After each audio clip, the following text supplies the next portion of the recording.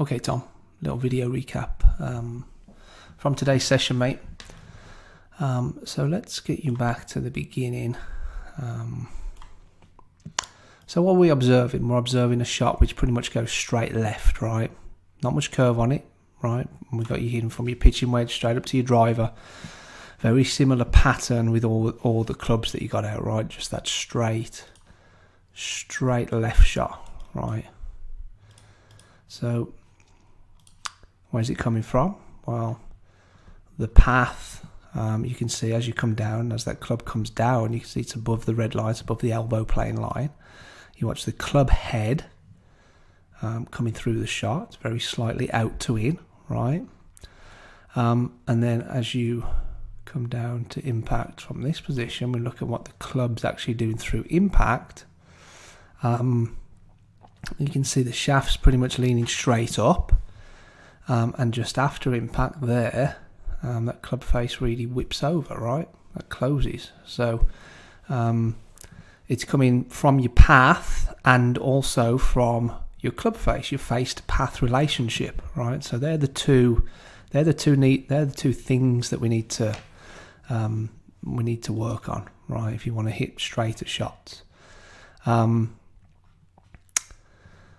then, you know, if we go back to the beginning and just talk about where those things come from, well, you know, let's start with the club face. Well, you know, the club face is turning over partly through your grip, right? We talked about how you're placing that right hand on. We need to get that right hand more on top of the club, a little bit more in the fingers, covering that left thumb. And, you know, just get the joint on your trigger finger to the side of the club, right? So we worked hard on that. So it's coming, the club face whipping over is coming partly from your grip.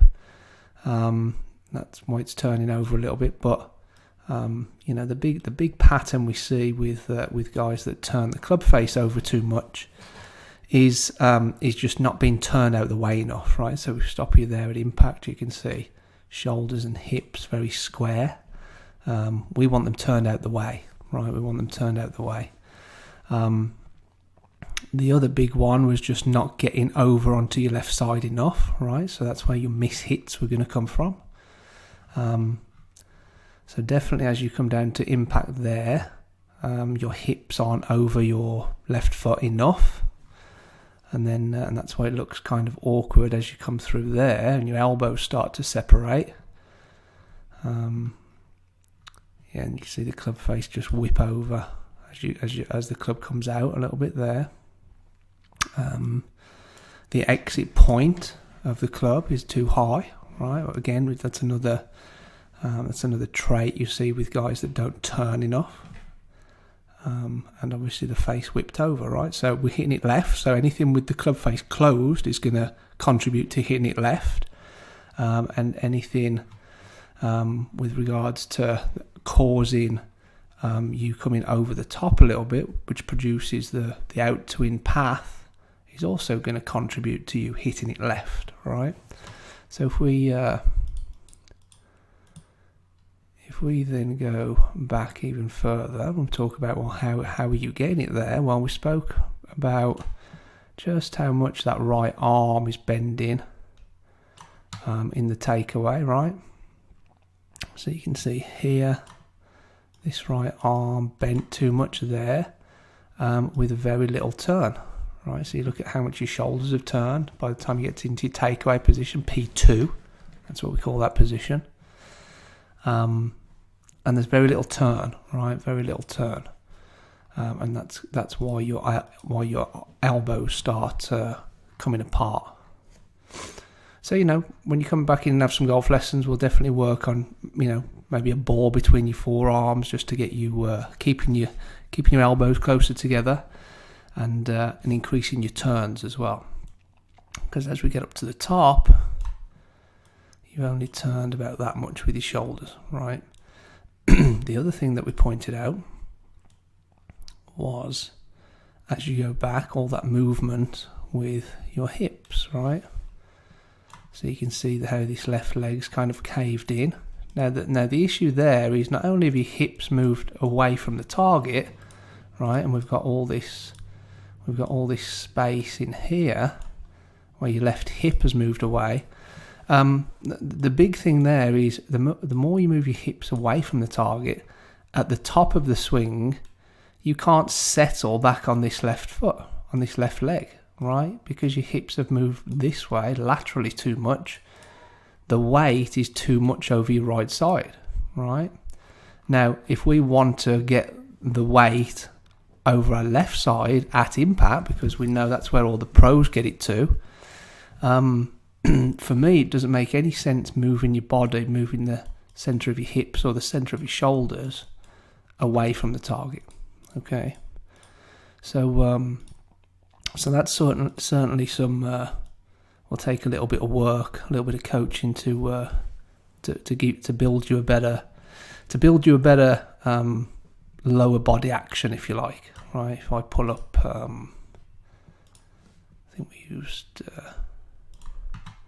think I used Mac O'Grady, but we use Grant Wade. But if we put some lines there next to his hips, next to his ear, you can see there's no lateral movement, right? We've kind of pivoted just around those central positions, the centre of our hips, centre of our shoulders, right? To do that, what we want to do is straighten our right leg and flex our left leg. So we've got a little bit of tilt there in the knees. We've got a little bit of tilt in the hips, right? And the more you straighten this right leg, and the more you flex this left leg,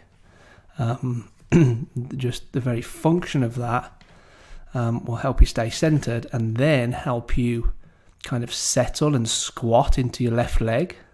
So you can see as he starts down there, now his left leg has got some squat in it, right? As you start down, because that left leg is so kind of banked in, you struggle to move your hips fast enough. Excuse me. You struggle to move your hips fast enough, both laterally and rotationally, to get back to a decent impact position, right? And then as we come through, big lack of. Let me get rid of these lines a second. Big lack of lateral movement with the hips, and also lack of rotation, right? If we get rid of those lines,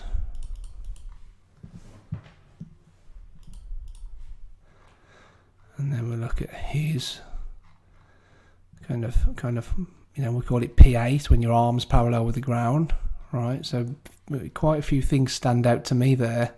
His right pocket is over his left foot, right? So now his hips are over his left foot, balancing on that left foot. About 80 degrees of shoulder turn, about 80 degrees of hip turn, right? You're nowhere near that much turn with the shoulders, and definitely nowhere near that much turn with the hips. And if I draw a line down from your right pocket, you're still pretty much over your right foot, right? So what did we do? What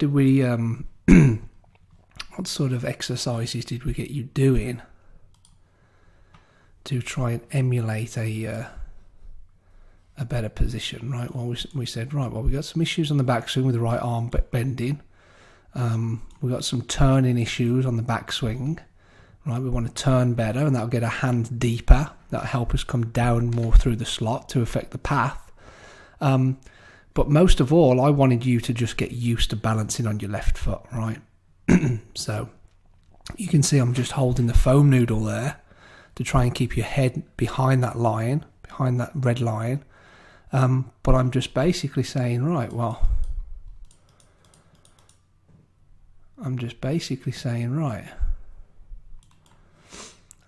show me impact and show me follow through, right? So there's impact, there's follow through.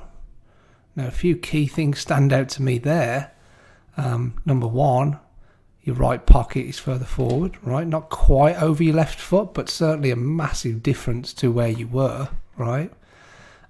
Number two, shoulders and hips turned a lot more than before, right?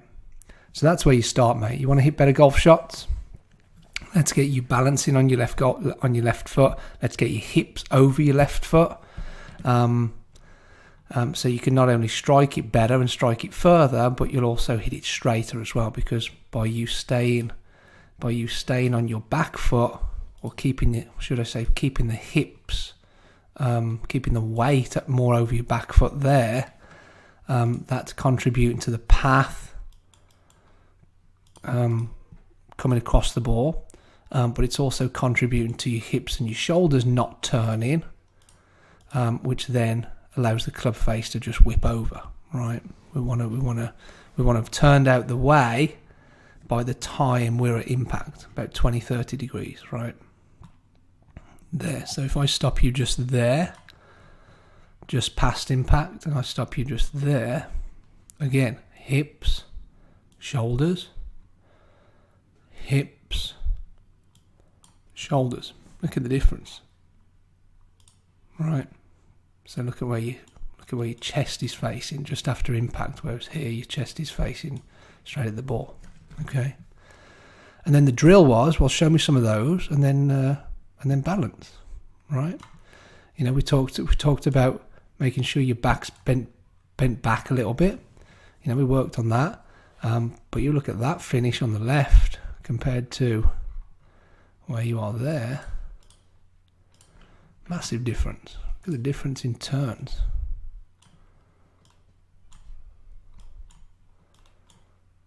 Right, look at the difference in the right foot, right? Because now you've got this right pocket all the way around here and over your left foot, okay?